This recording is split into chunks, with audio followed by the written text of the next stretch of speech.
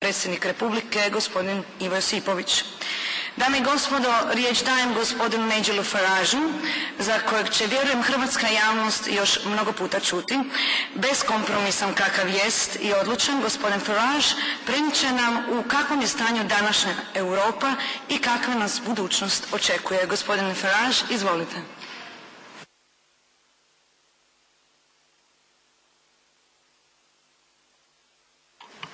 Thank you very much, and good morning, everybody. The first and most important thing is to say a big thanks to Ozana Bazic and Alice Maric. My pronunciation may be poor, but my intentions are good. Thank you, ladies, for organising this debate, because from what I can see from the outside, there has been precious little debate in Croatia thus far about what the European Union really is and about what the implications of joining are. But I can assure you that there is a very real European debate going on in my home country. Indeed, just today, the front page of the Times features Lord Nigel Lawson, a former Chancellor of the Exchequer, who has come out today and said it's time we tore up the Lisbon Treaty, it's time we moved away from the principle of ever closer union, and making the point that this is not the Europe that the British people thought they were joining just over 3 decades ago. So there is a massive debate going on in my country, and the most recent opinion polls show that if we had a referendum in the United Kingdom on our continued membership of the Union, right at the moment, by a majority of about 2 to 1, the British people would vote to leave the EU and to replace that with a genuine free trade agreement. And I am quite convinced, everywhere I go in Europe, that there is one thing that we all want, and that's a Europe where we can cooperate together. That's a Europe where we can agree some sensible, basic, common minimum standards on things. That's a Europe where we can trade together. But what increasingly the peoples of Europe do not want is a political union. And that's what we've got. And I'm tempted to recall the comedian Groucho Marx, who made the comment that he would never want to join a club that would have him as a member.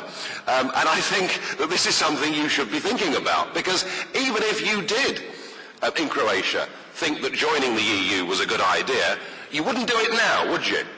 I mean, just look at the mess that it's in. The Schengen area, the free movement of peoples. Well, perhaps it's a lovely theory, but when you have a union that now has within it very poor countries indeed, and you have a social security system, what happens under Schengen is that people in very large numbers from poor countries move to rich countries. And so the Danes have effectively in the last few weeks torn up the Schengen Agreement and reintroduced checks and border controls. I guess the other crowning achievement of the European Union was their success in managing to get 17 countries to join the euro, to join the economic and monetary union. Although it's worth noting that not one of those 17 countries had a referendum on joining the euro. They were taken into it by their governments. Only 2 countries had a referendum on the euro, and they were Denmark and Sweden, and of course they both said no. So everybody was corralled together into this euro project. People like myself from the outside have said from the start that it simply could not work, that it wasn't possible to put together into a monetary union economies as diverse as, say, Germany and Greece. And we have a very real crisis. I'm sure that Tony Coughlin can tell you about the situation in Ireland, but certainly for countries like Ireland and Spain, joining the euro meant that they had completely artificially low interest rates for far too many years, which of course led to the most incredible, massive, false housing and property bubble, which has led to total disaster. We've had a bailout of Ireland, we've had a bailout of Portugal, we have had now 2 bailouts of Greece, and all of this is leading to a massive, massive division within Europe. You know, I grew up understanding that Europe was divided between the East and the West. The West, as we saw it, was free, and the East was under Soviet control and domination, and that was the divide in Europe. I put it to you that in the last 5 years, all of that has changed. The big split in Europe now is north to south. And what is happening as a result of this Euro project is the southern countries, or the governments of the southern countries, are asking for more money, and the peoples of the north of Europe are beginning to say no. You'll have noticed that in Finland, in their general election back in April of this year, the True Finns party, previously a party that was considered small and fringe, scored over 19% of the vote and were just 1.5% away from winning that general election. The same thing is happening in the Netherlands, and even in Germany itself, right up to the president of Germany, Wolf, who said just 10 days ago that if we continued with the Euro project, if we continued with the bailouts, which were clearly illegal and in defiance of treaty law, that the price of this European project would in fact be democracy itself. So right across Europe, and particularly in the north of Europe, there are people questioning whether it's worth being a member of this thing.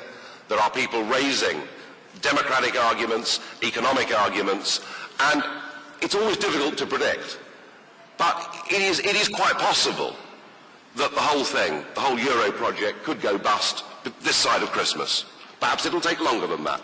But at some point, the realization has to come that just continually throwing bailout money at Greece isn't going to work. So I would argue very strongly that even if you were going to join the European Union, now would be a very, very poor time to do it.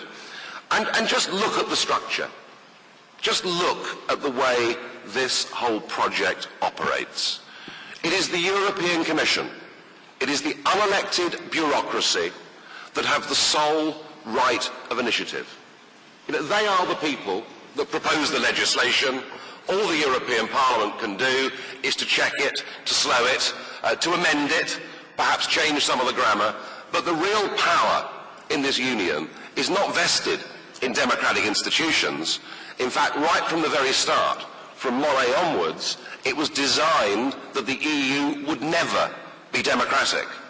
Monet, who was a super bureaucrat, thought democracy was terribly inconvenient, because with democracy you get a government that steers a course for 4 years, and then perhaps you get another government that wants to steer off in a different direction. This was absolutely useless to Mr. Monet, because he had 20-year plans and 50-year plans, and that indeed is how the Commission continues to this day.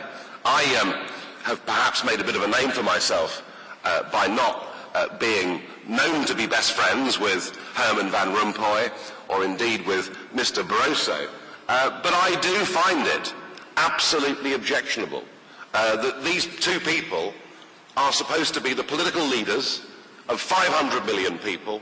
We've never voted for them, and we don't have the power to remove them. And I would have thought that you know, anybody that believed in democracy would consider that to be an absolute affront. There was an opportunity to change the EU and to democratise the EU, and that came with the European Constitution. And if the people who run this project had had the vision to democratise everything, to make the European government come from the European Parliament, and then to have put that vision to the peoples of Europe, they may well have been supported in referendums. It may well have worked, but they chose not to do that. And their constitution, ACAR now, Lisbon Treaty, which is designed to be there forever, has completely excluded any possibility of democratic reform. So I would say to a country like you that have enjoyed your own form of democracy, and you may be critical of your own parliament and government, but at least you have the ability in elections to remove them and replace them with somebody else. I would say to countries like you, whose independence and democracy was very hard won and has been very short-lived, why on earth would you give all of that up? It certainly doesn't make sense to me. And why is all this happening? Well, there is, of course, behind the European project, a line of thinking. And the line of thinking was that because the French and Germans were repeatedly going to war with each other, 1870, 1914, 1939, that the way to stop war was to bind peoples together, to bind them together economically, to bind them together with one government, one flag, one anthem, and one police force. That was the idea. Give people a single state, give them a new identity, a European identity, as opposed to a French and a German one, and it would be peace and prosperity forever. You yourselves perhaps went through a similar kind of experiment after the First World War with the creation of Yugoslavia. You know, much of the thinking with the creation of the European Union was similar to that thinking back then. So I've never taken the view that there was some sort of awful, malevolent, evil force at work behind all of this, some sort of character out of the James Bond movies stroking a white cat. I actually believe that it was well-intentioned from the start. But it really has gone very badly wrong. And the real common denominator now, both in EU member states and in aspirant member states like this, is there is a divide. And the divide is between ordinary people who work, pay their taxes and bring up their families, and the professional political class. You know, when the Swiss had a referendum on whether they should join the European Economic Area, 78% of them said no. And yet the Swiss foreign minister said the following week that despite that, he would still be in negotiations with the EU. The Norwegians have twice emphatically rejected membership of the Union, but still a majority in the Norwegian Parliament would want to join. And just think, if you're a Croatian professional career politician, if you're a Croatian civil servant, just think what European Union membership means to you. Well, I'll tell you what it means. It means riches beyond the dreams of avarice. And I have seen this in country after country after country. The really clever thing, the really corrupt thing about this European Union is they buy their opponents with money. So there'll be 12 Croatians, if you join the European Union, who will go to the European Parliament, and rather than earning the current salary, which I understand is about €2,000 a month in the Croatian Parliament, they'll be on €7,500 a month. But that is peanuts. That is peanuts compared with the bureaucrats and civil servants. They will hit the jackpot. Many of your bureaucrats in Zagreb will go to Brussels and will be earning between 12 and 15,000 euros a month. That is just how corrupting this entire union is. If the people of Croatia want to join the European Union, that's fine, but for goodness sake, please, all of you that are Democrats, whether you believe this is the right thing or whether you believe that this is the wrong thing, make sure that before it happens, you have a full, free and fair debate. Make sure that the yes side and the no side in any campaign have spending limits, so that we don't see abominations such as we saw in Malta, where when Malta joined the EU, the yes side outspent the no side by a factor of about 50 to 1. By all means, have your referendum next year, but I urge that you have a proper, free, frank debate and that it's conducted equally and fairly for both sides. Thank you very much.